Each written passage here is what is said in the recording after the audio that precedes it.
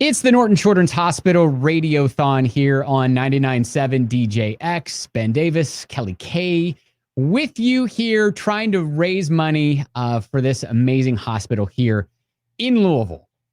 And it's a little bit more challenging this year with COVID. You know, the pandemic has obviously brought up more challenges than they typically face when it comes to getting the donations necessary to make sure they continue the life-saving work that they do every single day at Norton Children's. So we need you more than ever. Yeah, and that's part of why we're here. Of course, you're going to hear this time and time again. Text the word balloon to 51555. Just a $15 a month makes you a miracle maker, and it can help in the life-saving efforts there at Norton Children's Hospital. So, we've been talking about, talking with a bunch of families and talking with the caregivers and the doctors who make it all possible at Norton Children's Hospital. Absolutely. They've been doing a lot of challenging things. I mean, they have a lot of issues that they face on a daily basis, but then you add in a pandemic, it gets different.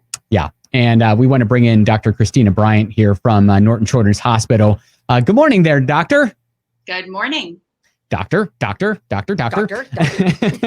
Sorry. See, Ben thinks that he can address you as a peer since he took a half a semester of pre-med. She's going to say that every time. Yeah.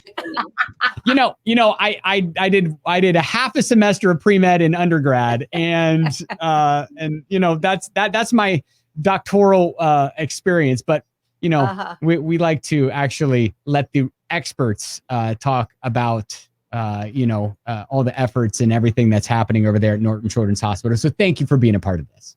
Well, thank you, Ben. And I was a DJ for a year, so I think we can do the same thing. Chris and Kelly.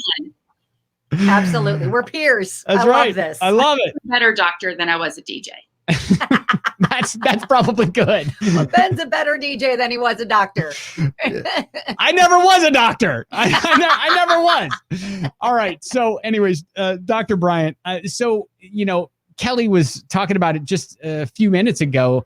The pandemic has shaped the world the past year, and talk about how COVID has affected your world at Norton Children's Hospital. Yeah, it has brought major changes for sure. I think one of the biggest challenges is this is a brand new disease. And we have spent the last year learning how it affects children. Remember early in the pandemic when really we just had data from China, from Europe, and people were saying, well, maybe kids don't get COVID-19. Maybe they're somehow immune. Well, now we know that's not true. Because more than 3 million children in the US have been infected. Now, fortunately, most of them have mild disease. Some have no symptoms at all. Some have cold symptoms. But a small number have really severe disease. And so we've spent the last year really learning how COVID-19 affects kids. And what does that mean for parents? What is something that parents can be doing or needs to know to better arm their kids to be able to fight this off with their own immune systems? Yeah, so that's a really important question. So I think while parents can be reassured that most kids with COVID-19 have mild disease, they still don't want their kids to get infected, because we don't know who will be the child that gets really sick, or who will be the child that develops the multi-system inflammatory syndrome. So all of those preventive strategies that we recommend for adults, kids over 2 years of age need to wear masks, need to practice physical distancing. They need good hand washing. They need to take the same steps to protect themselves. What about like vitamins? I know I've stepped up like zinc and vitamin D and vitamin C and just, immune boosters. Do you recommend anything like that as far as like adding in some more vitamins and making sure your kids are taking a little bit more of that, especially if their diet isn't super great like ours? I don't think there is nothing wrong with an age-appropriate multivitamin once a day. Mm-hmm. Now, right. So I'll tell you, you've seen some of those cases of MISC, the multisystem inflammatory syndrome there at Norton Children's Hospital, and how are we still learning about that, or is that something that is pretty well known in the medical community?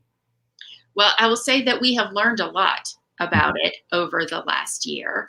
I think we've gotten better at recognizing it. We know how to treat it. We still don't know the long-term effects of MISC. Mm-hmm. There's still a lot we need to learn there. All right. Well, doctor, thank you so much for joining us here and the life-saving work that you do as a doctor at Norton Children's Hospital, not necessarily a DJ. A former DJ. Or a former DJ. Away. Right. No, listen, Dr. Bryant, once you're a DJ, you're always a DJ. Absolutely. I mean, you can take the microphone away, but you're still a DJ. Thanks for letting me be part of the club. There you go. Absolutely. All right, doctor, thank you so much for being a part of this. Take care, and thank you. Mm-hmm. All right. And you can help be a part of this whole mission and help them continue doing all this life-saving work they do every single day by texting balloon to 51555 or get on our website, WDJX.com. The link is there too. It's the Norton Children's Hospital Radiothon here with Bill Collins Ford on 99.7 DJX.